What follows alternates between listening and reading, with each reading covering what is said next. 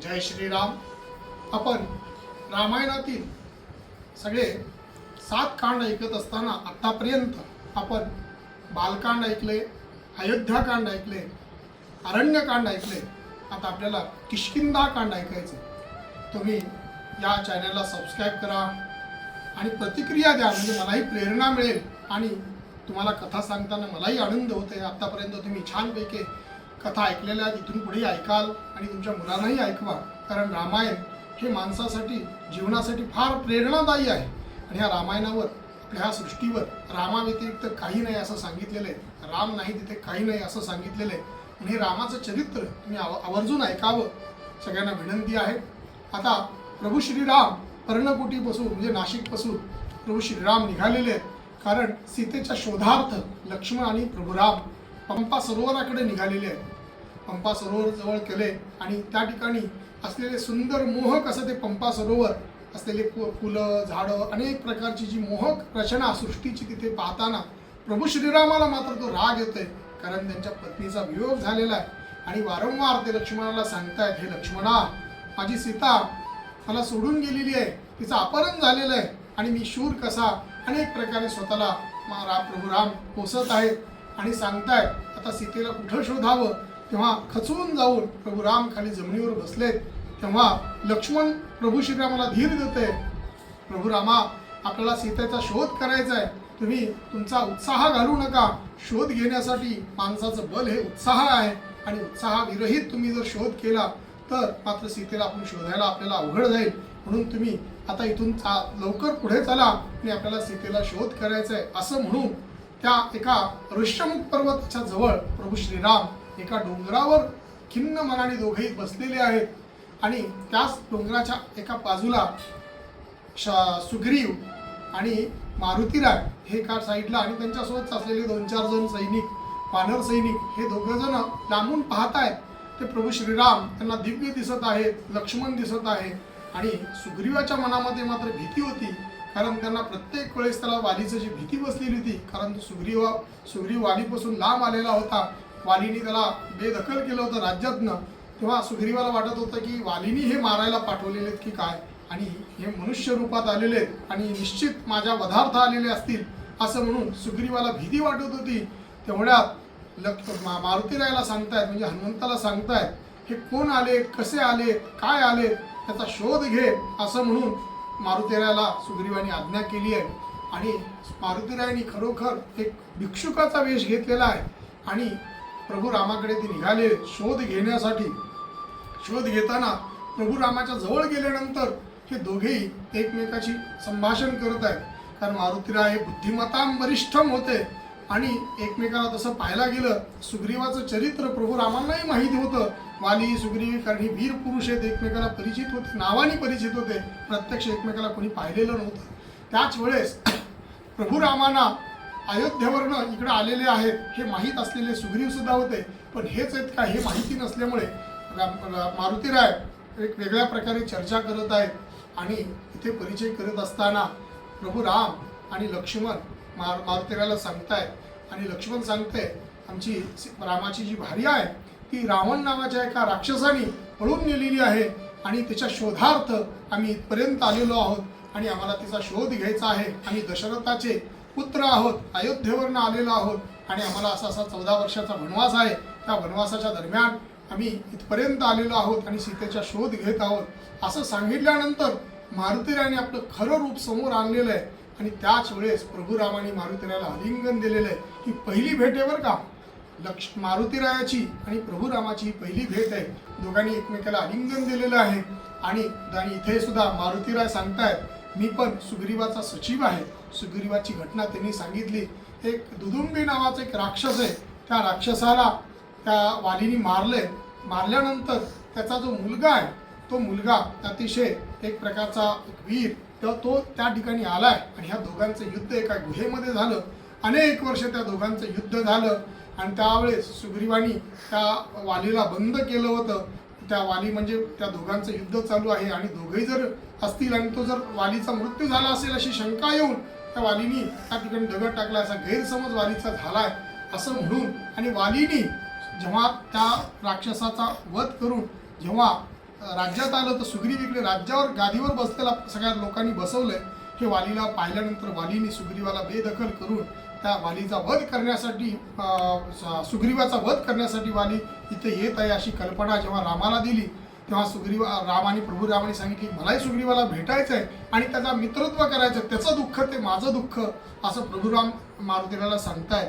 तेवढ्यात मारुतीराने आपलं विराट रूप धारण केलंय आणि दोघालाही खांद्यावर घेतलंय.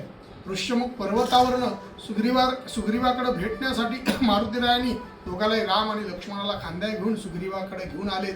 दोघांनी एकमेकाची भेट घेतलेली आहे, एकमेकाचं कथा दोघांनी एकमेकाला सांगितलेली आहे, दोघांनी आपापले दुःख सांगितले. तिकडे प्रभू रामाने आपल्या पत्नीचा भार्याचा वियोग सांगितलाय आणि तिकडे भावानी केलेली आपल्या राज्यातनं बेदखल आणि मारण्यासाठी येत असलेला वाली या दोघांनी सुग्रीवानी प्रभू रामाला सांगितलंय आणि रामाने लगेच सुग्रीवाला आलिंगन दिलंय आणि तू आजपासून माझा मित्र आहेस, तुझं दुःख ते माझं दुःख असं समजून दोघांनी मित्रत्व घेतलंय. त्याच ठिकाणी मारुतीरायाने अग्नीला दूत बनवलंय, अग्नी प्रज्वलित केलाय आणि अग्नीवर हात ठेवून दोघांना मित्रत्वाची एक प्रकारे शपथ घ्यायला लावली आणि दोघांनी तिथे मित्रत्व केले.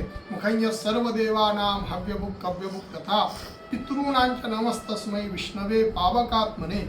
अग्नीला साक्षी बनवलंय मारुतीरायाने आणि त्याच ठिकाणी दोघांनी एकमेकाला हे करून पुढं काय करावं कसं करावं योजना आखत होते. तेवढ्यात सुग्रीवाला मात्र शंका होती, कारण वाली हा अतिशय पराक्रमी होता, अतिशय बलवान होता. तेव्हा सुग्रीव रामाला मोकळं बोलतंय, तुमची मला शक्ती माहिती नाही आहे पण मला वालीची शक्ती मात्र माहीत आहे, कारण वाली हा इतका वीर आहे. तो सृष्टीची एका दिवशी सकाळी प्रदक्षिणा घालून आणि लगेच राज्यात येत असे असं त्याचं जे वीर त्याचं शूरत्व आहे असं वालीने जेव्हा सुग्रीवानी जेव्हा रामाला सांगितलं तेव्हा त्याचं चरित्र आधीच मारुतीरायांनी सांगितलं होतं की वालीने कसं कोणाला मारलेलं आहे, रावणाला सुद्धा त्यांनी दाढेत धरलेलं आहे, अशा अनेक प्रकारचं वालीचं चरित्र जेव्हा सांगितलं तेव्हाच प्रभू रामाने मात्र त्यांना त्याचा प्रयत्न केलाय असं सुद्धा वचन दिले.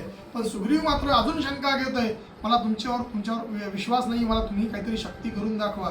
तेव्हा राम म्हणतात तुला सांग मला माझ्यावर तुला काय विश्वास पटवून द्यायचा आहे. तेव्हा सुग्रीव म्हणतो त्या दुदुंबी नावाच्या राक्षसाला जेव्हा वालीने मारलंय त्याचं शरीर अजून इथंच पडलेलं आहे, ते शरीर तुम्ही पायाने लात मारून कितपर्यंत लांब फेकताय हे मला दाखवा. तिथं शरीर पडलेलं असलेलं प्रभू रामाने लाथेने मारलं, अनेक योजने लांब टाकलेले, पण तरीही पुन्हा सुग्रीव शंका व्यक्त करते, अरे हे तर वालीने मारलेलं आहे, कितीतरी दिवस झाले त्याला, त्या शरीरात आता शक्ती नाही, ते तर तुम्ही सहज टाकले, पण अजून शंका आहे. प्रभू राम म्हणतात तुला विश्वास पटेल असं काय करू मी सांग. तेव्हा सुग्रीव सांगतोय इथे जे वृक्ष दिसतात 7 ते 7ही वृक्ष एका बाणात तू फोडून दाखव म्हणजे मला तुझ्यावर विश्वास पटेल.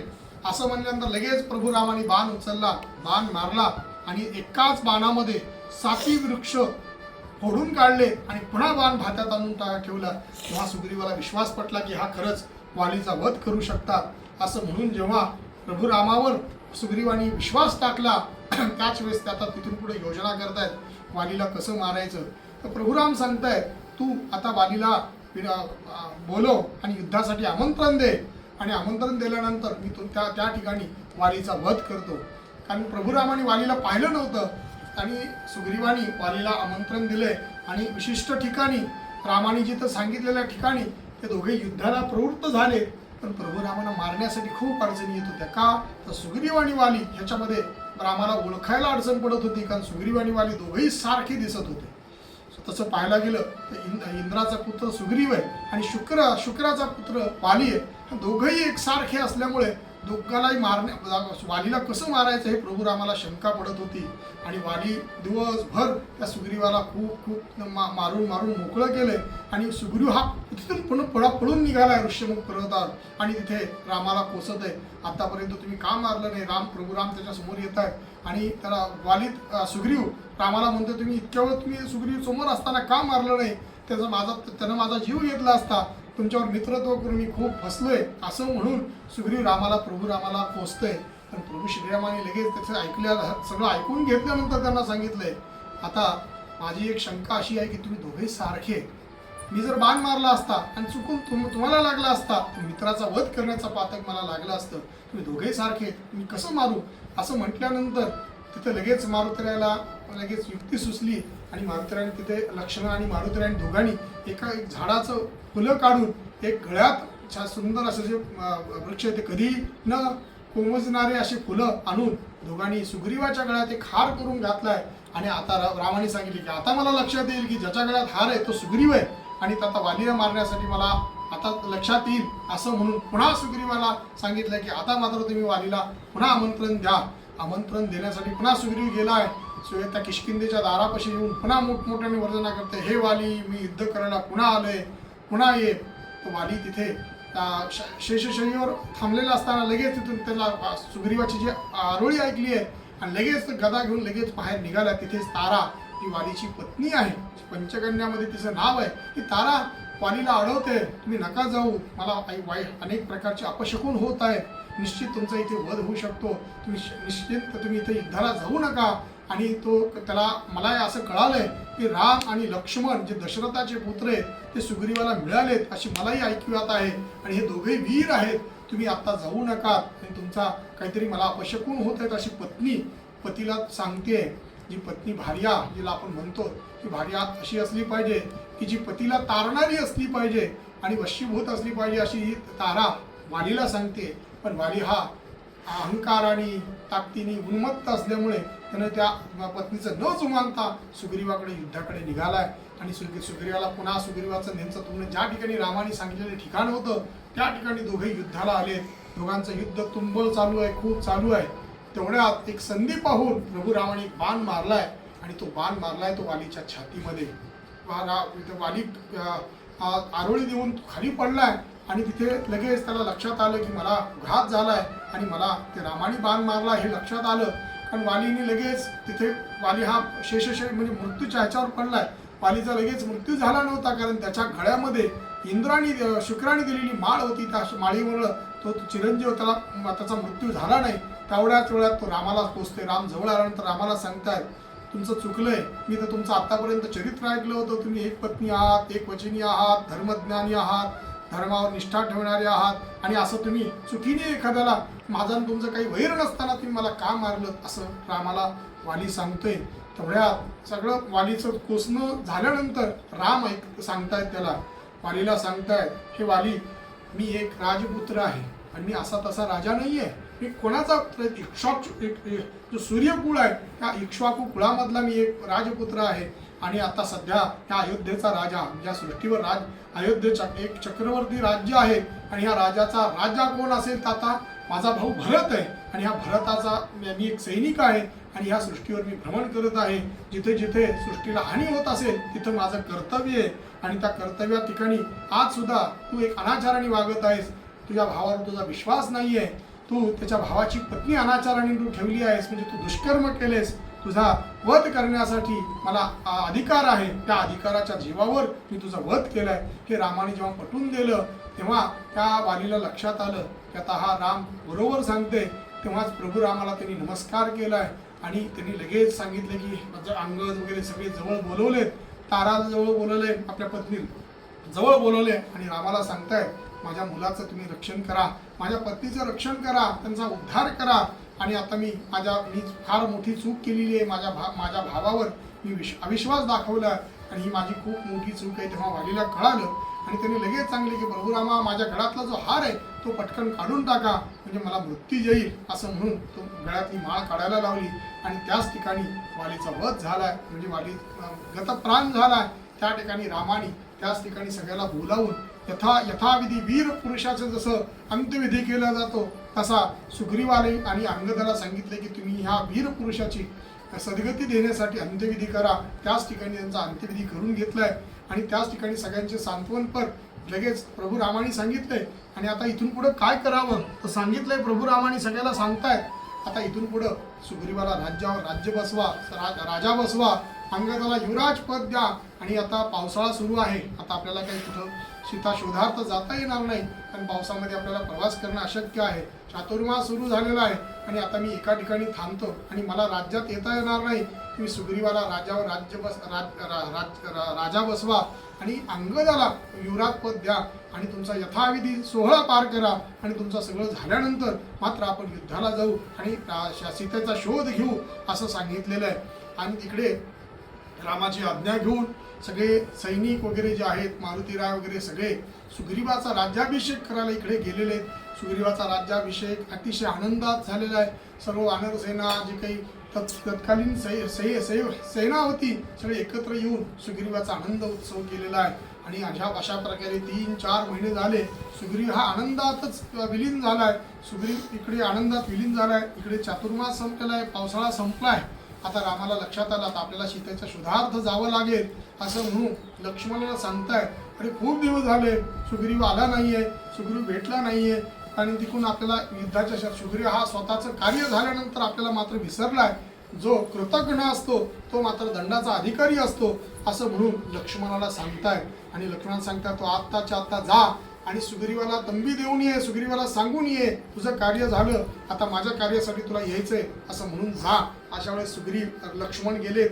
लक्ष्मण रागाच्या भरात निघाले, सगळं रामापासून रामाची आज्ञा घेऊन त्या सुग्रीवाच्या दरबाराजवळ आलेत आणि मोठ्याने हाक मारतायत.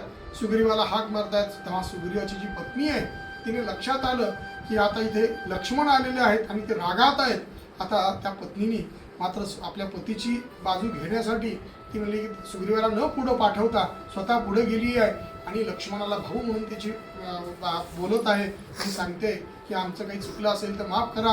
हे वीर पुरुषा, तुझा राग अनावर झालेला आहे, तो राग शांत कर आणि नंतर शांत चित्ताने बोल. अशा म्हटल्यानंतर लक्ष्मणाने आपला राग थोडासा अनावर केलेला, थोडासा रोखला आहे आणि तिथे लगेच सुग्रीव, अंगद, मारुतीराय हे सगळे लक्ष्मणाच्या समोर आले आणि लक्ष्मणाने सांगितलं की राम तुमची वाट पाहत आहेत, आता 4 महिने झाले आणि तुम्ही तुमच्या आनंदात मग्न आहात, पण तिकडे राम मात्र सीतेच्या शोधार्थ अतिशय तन्मयतेने शोधासाठी तो आलेला आहे.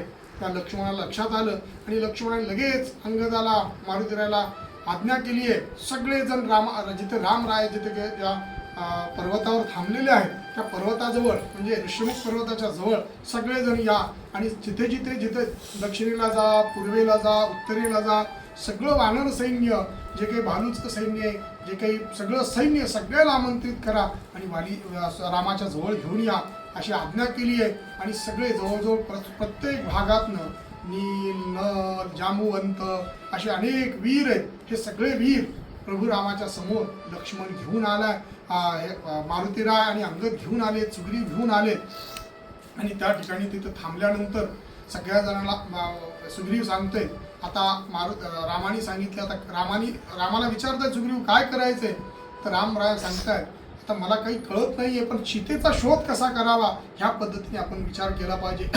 आणि लगेच सुग्रीवानी एक वेगवेगळ्या प्रकारच्या नियोजन केलेले, कोण कुठे जावं, ह्या बाजूला एक जण जावं, त्या बाजूला एक जण जावं असे एक प्रकारचे सांगितलेले.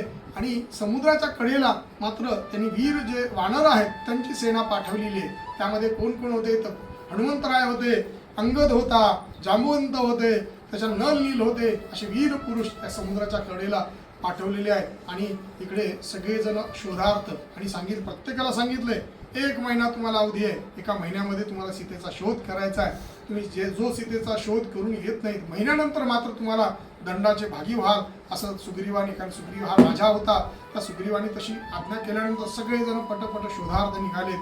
शोधार्थ निघाल्यानंतर एका ठिकाणी हे मारुतीराय, सुग्रीव, मारुतीराय, अंगद हे जे नल, नील, जांबुवंत चुकून एका गुहेमध्ये गेले. ती गुहा तर काही संपतच नव्हती. त्या गुहेमध्ये जात असताना त्यांना तिकडे जाताना वेगवेगळ्या प्रकारची फळं, सगळ्या प्रकारची त्यांना दिसत आहेत आणि ती गुहा संपतच नाही. त्या गुहेमध्ये अनेक दिवस गेले. त्यांना आता लक्षात आलं अरे आपला महिना निघून गेला, ह्या गुहेतच आपण अडकलो. त्या गुहेत असलेली जी देवी आहे ती म्हणजे देवी शक्ती होती. त्या देवीला त्यांनी नतमस्तक केले आणि देवीला प्रार्थना केली आहे आम्ही रामाच्या कार्यासाठी आलेलो आहे. देवीला त्या गुहेत असलेली देवी आहे, तिला वरदान होतं ब्रह्मदेवाने दिलेलं त्या ब्रह्मदेवाने दिलेलं वरदान तिलाही सांगितलेलं होतं ब्रह्मदेवानी, जोपर्यंत रामकार्य आहे तोपर्यंत त्या सृष्टीवर राहा असं तिला सांगितले असल्यामुळे ते रामाच्या कार्यासाठी ही जी आलेली सेना होती मारुतीराय वगैरे त्यांना प्रसन्न ती देवी झाली आहे आणि फळं फुलं खाण्यासाठी आज्ञा दिली आहे आणि तिनं लगेच सांगितलं की मी तुम्हाला गुहेच्या बाहेर काढते आणि त्या देवीनी त्या सगळ्या वानरवीरांना त्या गुहेतून बाहेर काढले. बाहेर काढल्यानंतर त्या विंध्य पर्वताच्या जवळ हे सगळेजण आलेत.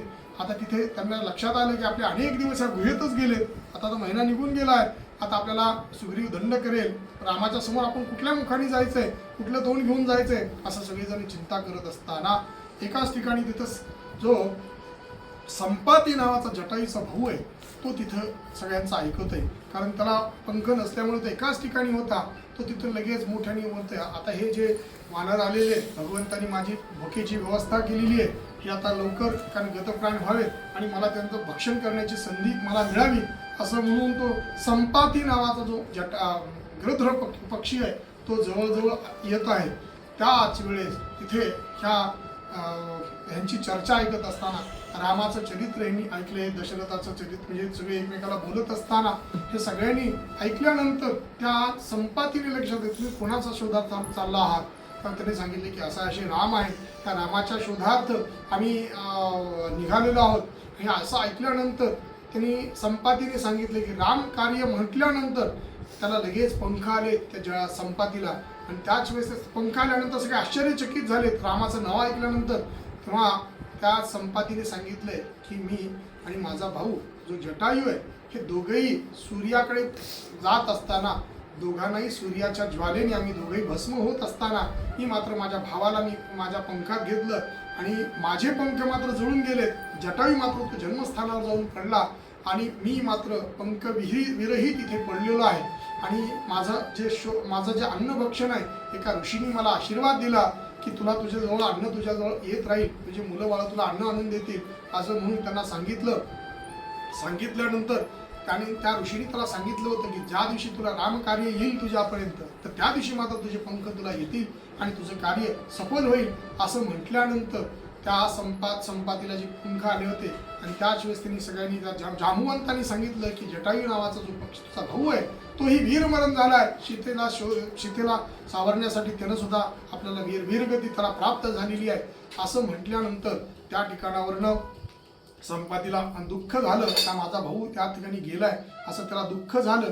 दुःख झाल्यानंतर त्यांनी लगेच सांगितलं की रावणाला पाहिलंय, एका स्त्रीला घेऊन जाताना तो रावण हा समुद्राच्या पलीकडे जाऊन गेलेला आहे असं त्याला त्या संपातीने सांगितलं. तेव्हा सगळ्याला आनंद झाला की आता आपल्याला सीतेचा शोध लावायला सोपं आहे आणि रावणाचं त्या संपातीने सांगितलं की रावणाचं राज्य कुठे ते समुद्राच्या पलीकडे, समुद्राच्या पुढे लंका नावाचं जे राज्य आहे ते रावणाचं आहे आणि त्याला रावणाने तिकडंच घेऊन गेलाय असं सांगितल्यानंतर जटायू हे सगळे जे संपाती वगैरे सगळे चर्चा करत असताना आता मात्र सगळ्यांना चिंता आली, आता शोध करायला समुद्राच्या पलीकडे जायचं कसं. तर सगळेजण आपापली शक्ती एक करतायत, एकमेकाला विचारतायत आपली शक्ती कोण कशी शक्ती आहे असं विचारतायत. ते लगेच नल नील म्हणतात माझी पण मी सुद्धा जाऊ शकतो समुद्र ओलांडून माझी थोडी शक्ती आहे. त्याच्यानंतर कोणी म्हणते अंगद जाऊ शकते. जांबुवंत म्हणतो अंगदाला पाठवणं शक्य नाही कारण अंगद हा युवराज आहे, राजाला पाठवणं आपल्याला योग्य नाही.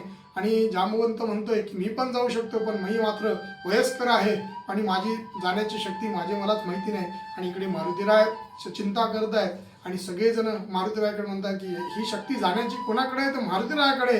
इथपर्यंत हे किष्किंधा कांड आहे. मारुतीरायाला सगळेजण विनंती करतायत आणि मारुतीराय पुन्हा तिथून पुढं सीतेच्या शोधार्थ उडी मारून समुद्र ओलांडून सीतेच्या जाण्यासाठी प्रवृत्त होतात. असा हा किष्किंधा कांड आहे. हे किष्किंधा कांड म्हणजे ज्या दिवशी संपातीचं भेट झाली, संपातीने सांगितलं की लंकेमध्ये सीता आहे इथपर्यंत जे नाशिकचं पर्णकुटीपासून जे निघालेले प्रभुराम ते विंध्य पर्वतापर्यंत जो आहे जो चरित्र हे म्हणजे किष्किंधा कांड आहे. आवर्जून हे ऐकावं, आपल्या मुलांना ऐकवावं आणि चॅनलला सबस्क्राईब करावा आणि आवडलं तर सगळ्यांना शेअर करावं. जय श्रीराम.